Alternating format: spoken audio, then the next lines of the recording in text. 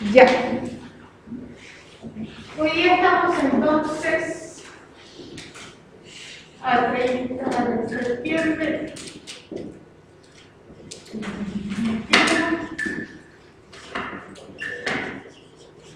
El tema es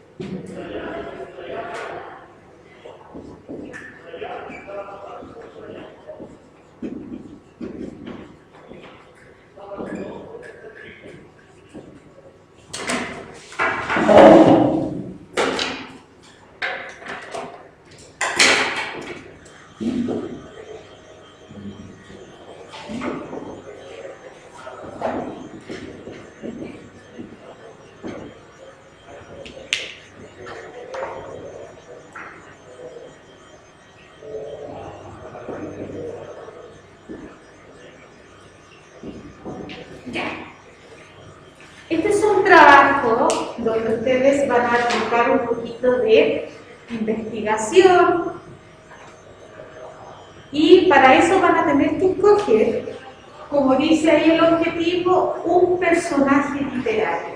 Este personaje literario puede ser de obras antiguas, clásicas, modernas y contemporáneas, pero puede ser un personaje que puede pertenecer a un libro de romántico, de ciencia ficción, de misterio, o personajes que son femeninos o identifican la justicia, en este caso masculino. Entonces, eso va a depender de ustedes. Y que pertenece ya al cierre de esta pequeña unidad que se llamaba Elaborar y comunicar interpretaciones literarias. Por lo tanto, ustedes van a interpretar, van a escoger un personaje literario y van a interpretar cómo se comporta con el formato que yo les voy a dar.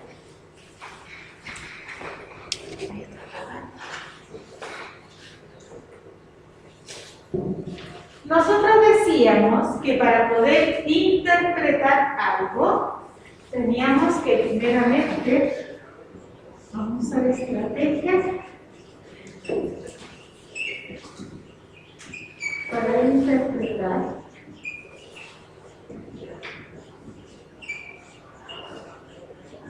Decíamos entonces que para poder interpretar usábamos un método de análisis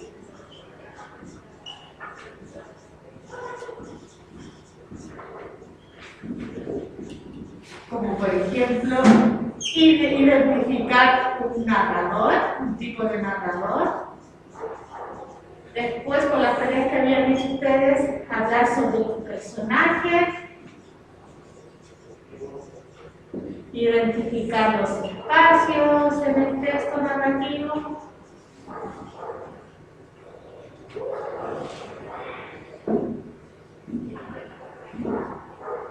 y el tiempo. Como segundo paso para poder interpretar, sabíamos que cada palabra, tenemos en este caso,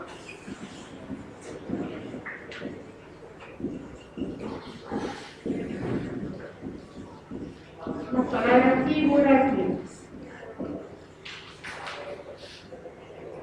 Palabras comunes son palabras comunes,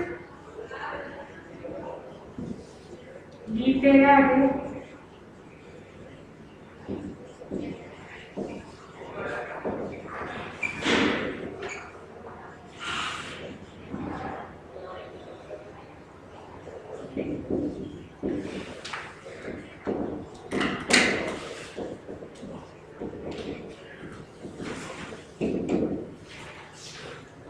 para interpretar algo, un texto narrativo, primero hacíamos un método de análisis, lo leíamos, identificamos narrador, si era protagonista, era testigo, omnisciente, observador, si era qué tipo de personajes tenía, los espacios, los tiempos, y luego nos preguntábamos sobre las palabras figurativas. Palabras comunes, literales, que encierran una doble interpretación. Por ejemplo, a lo mejor el personaje tenía algún objeto valioso cuando ustedes quisieron, por ejemplo, analizar la casa tomada de Julio Cortázar. Lo que hacían ustedes era buscar los símbolos de ese texto. Muchos me hablaban de la casa, que era un simbolismo. Por ejemplo, los personajes que aparecían en ese cuento representaban la idiosincrasia de la Argentina. Entonces, aparte de buscar narrador, personaje, espacio y tiempo, buscábamos en cada palabra una doble interpretación. Después dijimos que la literatura estaba conectada, en este caso, con el cine. Y ahí dijimos que la palabra estaba dentro de los textos literarios, en el cine se transformaba, ¿cierto?, a una imagen cinematográfica. Por eso tuvieron que hacer la tarea porque había un corto de la película, ¿cierto?, de Stephen King, donde analizaban, ¿cierto?, El Resplandor, analizaban un poco de texto y lo comparaban con el tráiler de la película, que era una de las tareas que estaba en clase. Entonces la literatura está muy conectada con el cine, porque todo lo que está en los libros, muchas veces hay adaptaciones en el cine de esos propios libros y que ahí reflejan más los sentimientos, con la música, con los actores que están ahí protagonizando. Entonces vemos que también hay una conexión. Y además decimos que la literatura tiene también una intertextualidad. ¿Se acuerdan de lo que era la intertextualidad? ¿Se acuerdan lo que era eso o no? ¿No? La intertextualidad es la conexión de una obra literaria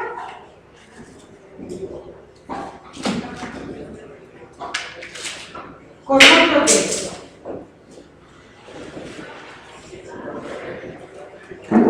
Y esta intertextualidad se podía dar de tres formas.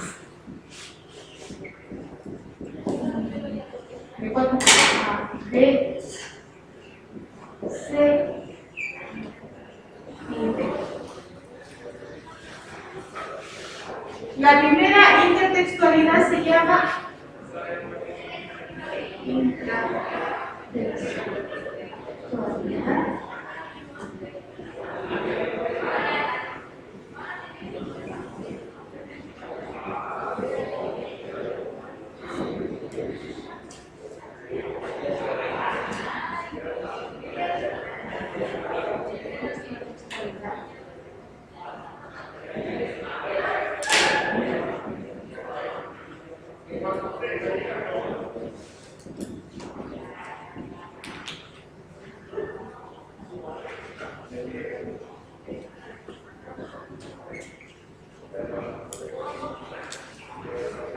Ahí están las cuatro formas de hacer una conexión de un libro con otro.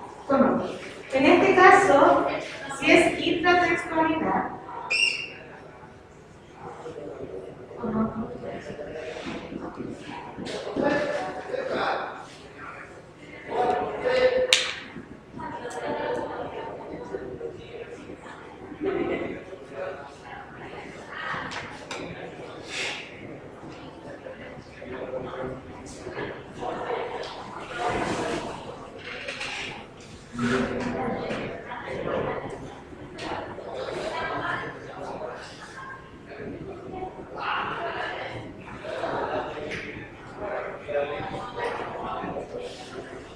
¿cuándo se da una conexión si el mismo autor crea hartos libros de, por ejemplo, J.K. Rowling hace miles de sagas de Harry Potter y cada uno de esos libros tiene una conexión con otro? Eso se llama intratextualidad, conexión entre libros de un mismo autor. Cuando los libros, por ejemplo, Stephen King crea miles de libros de terror, pero cada uno de sus libros tiene una conexión con otro y eso se llama intratextualidad. Si ese libro de un autor tiene conexión con un libro de otro autor, ya no es el mismo, por ejemplo, J.K. Rowling se puede asemejar a Tolkien, que hace El Señor de los Anillos, porque ambos tienen una conexión sobre el mundo de la fantasía. Entonces, si hay una conexión de un autor con otro en el tema, en este caso en el tipo de literatura, eso se llama extratextualidad. Conexión entre libros de autores diferentes.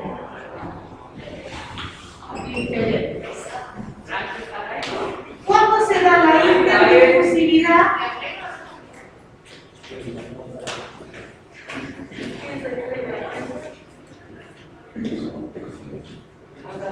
¿Cuándo se da interdiscursividad? Cuando el libro ha sido llevado a una película, al teatro, a una obra artística. Cuando ustedes lean un libro y ese libro ha sido llevado al cine, eso se llama interdiscursividad.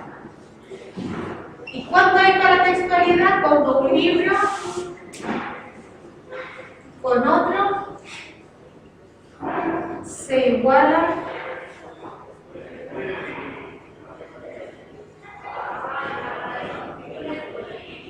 en el título.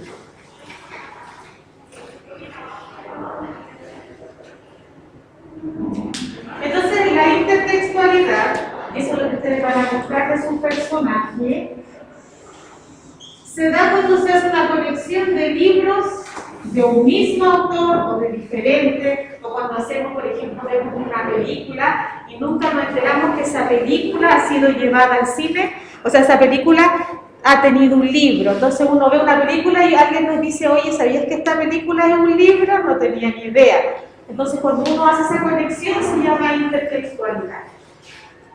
¿Qué tipo de intertextualidad tenemos? 4. Y la primera es la intratextualidad. ¿Cómo se relaciona un libro con otro, pero de un mismo autor? Y así se dan las sagas que nosotros podemos ver. La extratextualidad se da entre la conexión de libros, pero de diferentes autores, que puede ser, por ejemplo, un mismo personaje que crearon, un mismo ambiente, una misma, por ejemplo, en este caso, un movimiento literario. Interdiscursividad, cuando un libro ha sido llevado a una película, a un teatro, a una obra artística, pictórica, una escultura, etc. Y la paratextualidad, que muchas veces se da también cuando un libro con otros se asemejan, pero de diferentes autores, con el título. Suenan igual. No quiere decir una copia ni plagio, pero suena igual. Y muchas veces eso se llama por el estilo al que siguen, y eso se llama paratextualidad. Entonces, el objetivo de este trabajo que ustedes van a tener que entregar el viernes 15 de octubre a través del Classroom, que yo les voy a activar y les voy a subir a esta clase también para que vuelvan a ver de qué se trata. La idea de este trabajo es que ustedes comprendan que muchos de los personajes de las obras literarias funcionan como referentes para nosotros como lectores. Por ejemplo, muchos les llama la atención Sherlock Holmes, Drácula, personajes femeninos de la literatura, por ejemplo. También, por ejemplo, textos clásicos como los semidioses, a que le gusta ser Hércules, o el mismo Dios Poseidón. Cada uno de los personajes, siempre un autor los coloca en los libros para ser un referente cultural que demuestre alguna noción moral o una ideología social, que ese personaje también represente algo de cada uno de nosotros.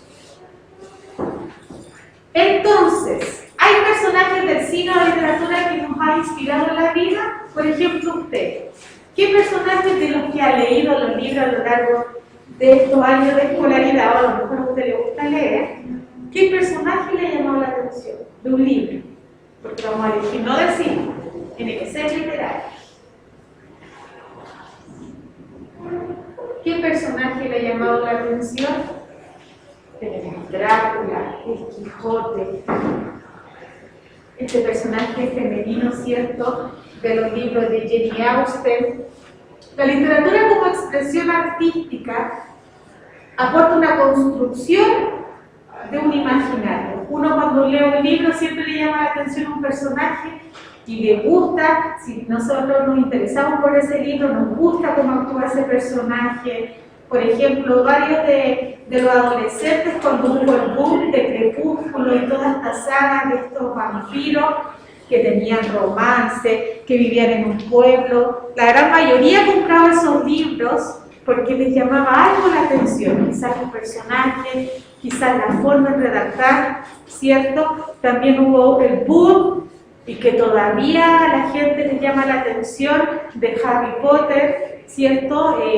Les gusta la saga, se compran los libros, etc. Entonces siempre nos va a llamar la atención un personaje, porque construye en nosotros una noción de figura representativa de lo que nosotros sentimos, y ustedes de lo que sienten como adolescentes.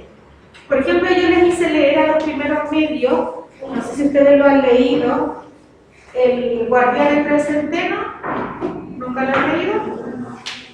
Él Scofield se llama el personaje, y es un adolescente rebelde, que se rebela en el colegio, que se porta mal, no quiere estudiar, y se va y se escapa justo cuando estaba en cuarto medio y se iba a graduar.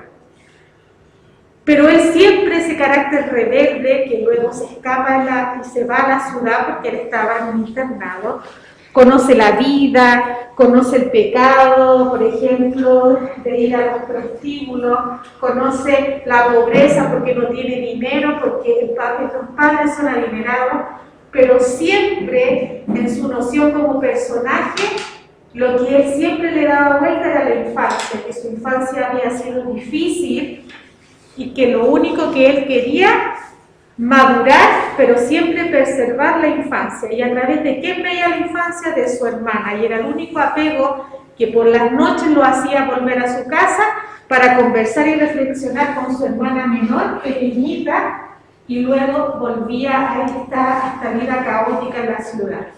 Por eso se llama el guardián entre el centeno. Él quería ser el guardián de esta infancia que muchos de los adolescentes, muchas veces porque tienen que trabajar a temprana edad, dejan ese lado de esta infancia que tanto necesitan.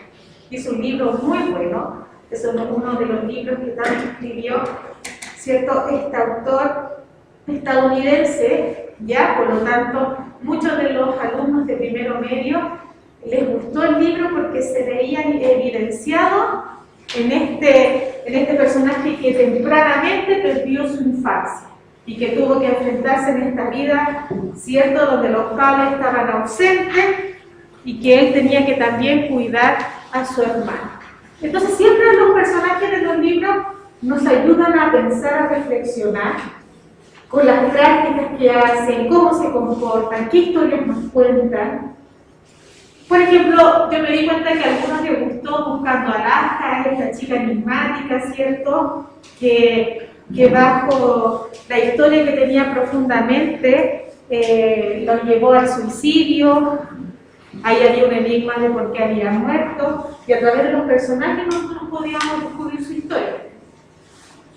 A lo largo de la historia, diferentes personajes de la literatura han funcionado como referentes culturales, como por ejemplo las adaptaciones que se han llevado al cine de Sherlock Holmes, un personaje creado en 1887 por el escritor escocés Sir Arthur Conan Doyle, y uno de los precursores, la imagen de Sherlock Holmes es un precursor de una ideología que hace que después haya un boom de literatura de detectives. Y ahí tenemos a Agatha Christie también, que es una de las grandes autoras de esta novela policíaca, detective, que es muy interesante ver. En este caso, este texto o este personaje es un detective inglés de finales del siglo XIX que destaca por su inteligencia, su hábil uso de la observación y el razonamiento para resolver casos difíciles, inspirados en la creación de numerosas novelas y películas. ¿Han visto las películas de Sherlock Holmes? Sí, no, sí, son súper interesantes. Y están en Netflix, así que son súper interesantes. Me gusta porque el personaje, aparte de demostrar ciertas cosas cómicas, a uno también los hace indagar y descubrir. A mí me encanta la literatura detective porque nos hace un poquito razonar y nos anticipa, y nosotros mismos como lectores queremos descubrir quién es el asesino. Macbeth, ¿saben quién es él? Hay una película de este libro. ¿No saben quién es? De William Shakespeare. ¿Alguien ha leído Macbeth o ha escuchado? Él es un rey tirano que ha quedado en el trono gracias a la magia negra. Después de las guerras, el rey en ese entonces, que era simple, noble, Macbeth, como era uno de los guerreros, quiso matar al rey en ese entonces y él, gracias a la magia negra, quedó como rey. Y él estaba ahí coludido con la magia negra, entonces va a ser un rey tirano que va a indagar en el pueblo tristeza, tiranía, y que más tarde, según la ideología, ¿cierto?, que implanta Macbeth, va a tener su destino trágico. La película es excelente, si la van a poder, si quieren verla, ahí la buscan Macbeth de William Shakespeare y está adaptada a los tiempos de ahora, pero es muy buena. Madame Bovary, de Gustave Flaubert, tampoco. Este es un personaje femenino que demuestra la revolución del pensamiento femenino en el siglo XIX, donde esta mujer que está casada con un médico vive a escondidas un romance con un personaje bien particular. Entonces demuestra la osadía de la mujer que rompe las reglas sociales. Otro de los personajes, ¿todos han visto Drácula? Están las miles de versiones. La versión más clásica de Drácula es el gran autor Bram Stoker. Demuestra a Drácula de por sí tirano, ¿cierto? Este Drácula que está calvo, ¿cierto? Y que demuestra físicamente este personaje terrorífico de mi historia. Pero también hay otra película que nos dice por qué este personaje se llama Drácula. También está en Netflix esta película. Y dice que era un rey que buscaba cierto poderío, y en este caso hace un pacto con un demonio, ¿cierto?, que le integra a él inmortalidad y hace que vaya a rescatar, lo que dice también la película, va a rescatar a este hijo que ha sido tomado por otro tirano y que hace un pacto con el demonio para poder salvar a su hijo y tener más fuerza en esta guerra que se va a imponer.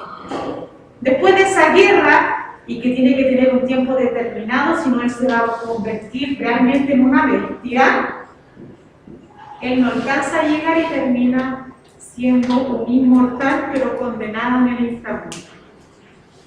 Tenemos otros personajes que son más románticos, pero hablan sobre un amor idealizado, que es Romeo y Julieta, y que es una de las tragedias más importantes de la Edad Media, que habla sobre la lucha de dos familias que hacen que estos enamorados se enamoren a escondidas y sea un amor platónico.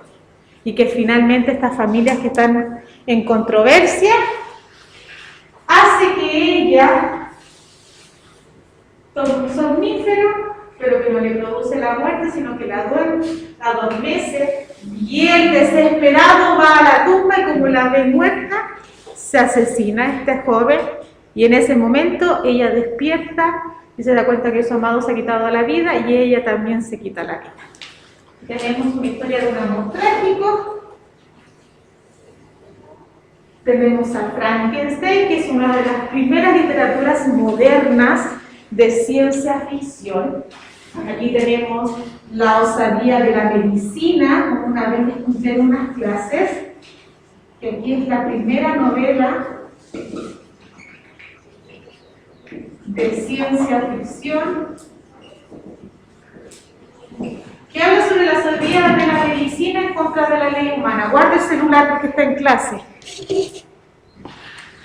De la osadía, ¿cierto?, de la novela de ciencia ficción. ¿Cómo la medicina va a poder estructurar la idea de la muerte? Porque nosotros sabemos que lo único irremediable en la vida de nosotros es morir. Porque hasta ahora, aunque haya habido miles de avances tecnológicos, la medicina aún no ha descubierto cómo, si el ser humano muere, se ha podido revivir. Pero Frankenstein, esta literatura de Mary Shelley, ¿cierto?, esta autora, dice que la medicina tarde o temprano va a descubrir cómo nosotros vamos a poder salvarnos de la muerte y crea a este ser monstruoso, ¿cierto?, que ha sido llevado a la vida con partes de seres humanos, ¿cierto? Y ahí muestra la filosofía de cómo la medicina tarde o temprano va a avanzar, quizá en unos 20, 50, 90 años más, pero se va a descubrir esta fórmula de ser, en este caso, inmortales. Jenny Eyre, está la película también de este personaje femenino, romántico, ¿cierto?, que habla sobre esta mujer que en la época en que vivía ella, ¿cierto?, en este caso la época en que vivía ella, no se podía estudiar, no tenían derecho, en este caso, a filosofar de la vida, a crear lecturas. Por lo tanto, ella es una inspiradora de personajes femeninos que luchan contra la sociedad en ese entonces. Parecido a, ¿cierto?, la obra que le había mostrado anteriormente de Gustave Flaubert, que era Madame Bovary. Hamlet, también otro texto de William Shakespeare, un personaje filosófico de la vida, un personaje noble que se cuestiona sobre la vida y la muerte. Es un poquito filosófico Hamlet porque nos muestra testimonios y ideologías de cómo el ser humano puede reflexionar de sí mismo, de su religión, en este caso de lo que hace en la vida, y es uno de los precursores luego de la literatura existencial. Entonces, ustedes van a hacer un informe y van a escoger, no, quizás pueden orientarse a los personajes que les mostré, pero si quieren colocar otros, no hay problema. Me gusta que sean innovadores y así voy a conocer poco a poco. Si Dios quiere, el próximo año los tengo en cuarto medio, porque a mí siempre me dan los terceros y todos los cuartos van a poder seguir potenciando esto, porque he seguido potenciando el año pasado, que les hice a los terceros, a los cuartos medios, potenciar esto de la literatura y de la investigación. Ustedes primero van a hacer un informe de investigación para profundizar en los referentes que van a ustedes investigar, que es solamente uno,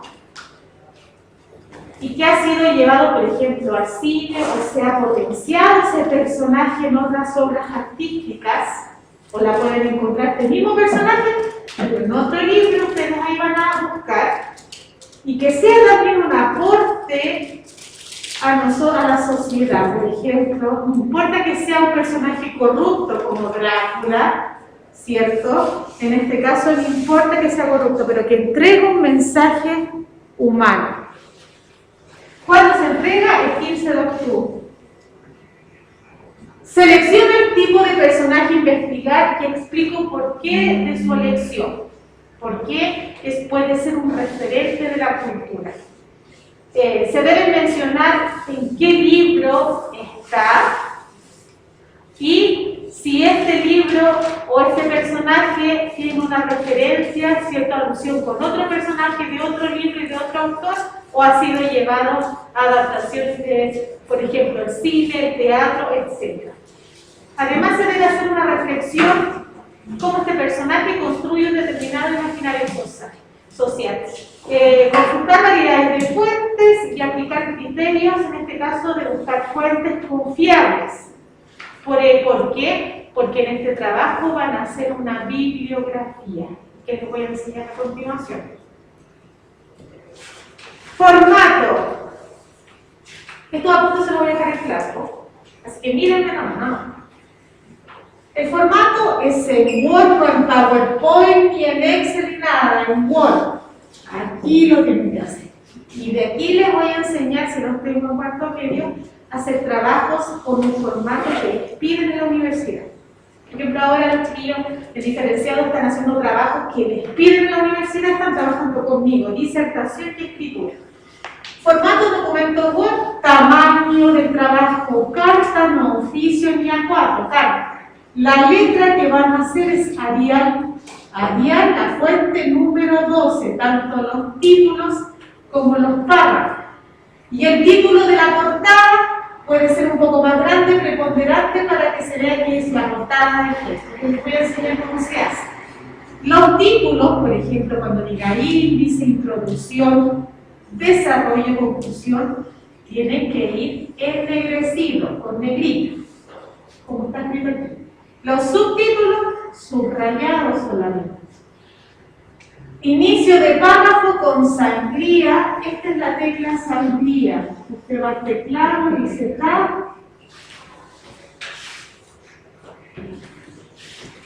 Y sale una flecha para aquí, una flecha para acá.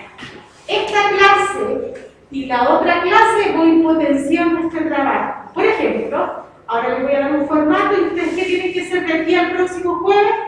Ya más o menos investigar un poco de este personaje, porque el próximo jueves les voy a enseñar a hacer una introducción, a hacer una conclusión y una bibliografía. La próxima clase les voy a enseñar cosas técnicas de cómo construir una introducción en su trabajo. Lo que me interesa es que de aquí al jueves de la otra semana ya tengan claro qué personaje van a hacer y tengan ahí registrado en una carpeta de su computador información de internet. Inicio de cada párrafo sangría, es decir, tengo la hoja de Word. Acá tengo el título, por ejemplo, el desarrollo, con negrita.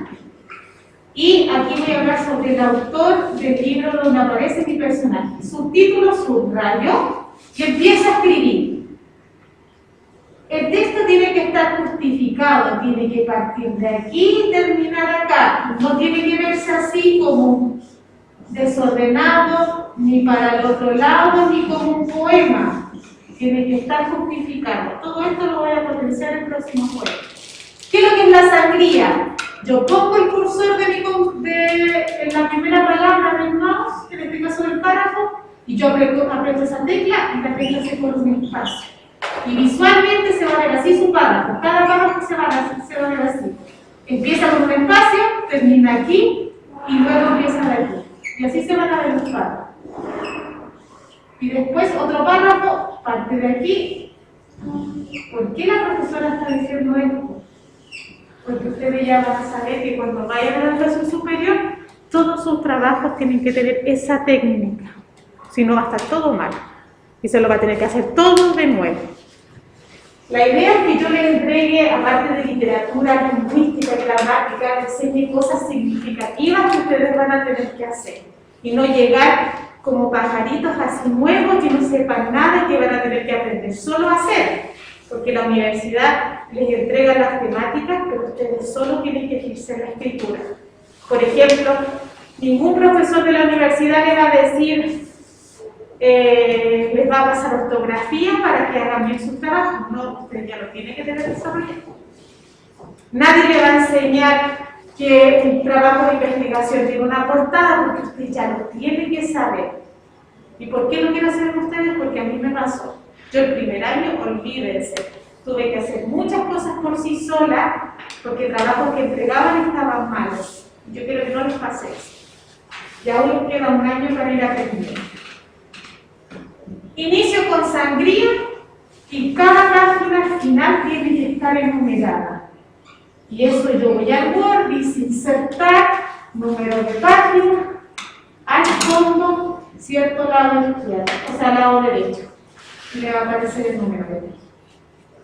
Así se tiene que ir viendo el desarrollo. Me queda por ahí.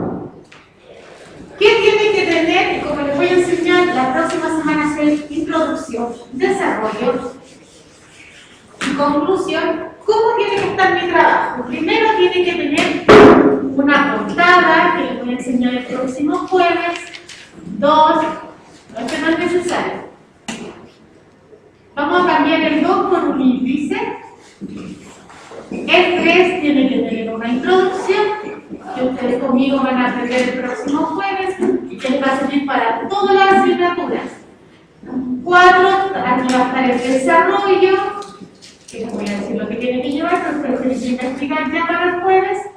5, conclusión. Y por último, 6, la bibliografía. Eso es lo que tiene que tener visualmente. Si no tiene algo, ya lo tiene el 7. ¿Y qué les voy a enseñar entonces para que les lleve un minuto? El próximo jueves les voy a enseñar cómo se hace una introducción, cómo va a estar distribuido nuestro desarrollo, cómo se hace una conclusión y una bibliografía. Y aquí lo voy a innovar porque les voy a enseñar a hacer citas textuales, que les va a ser para ustedes aprender a hacer cuando tengan que hacer trabajo de investigación a futuro. ¿Sí o no? ¿Está bien? Entonces, ¿qué me interesa que para el jueves me traiga listo un personaje? Porque les voy a preguntar a cada uno, no me van a mirar al techo, ni qué me está hablando la profesora, nada. Estos apuntes los voy a subir hoy día, así que ya lo van a tener visualizado. La próxima semana les voy a enseñar cómo se escribe una introducción, desarrollo, conclusión y bibliografía. Cuídense, nos vemos el próximo jueves.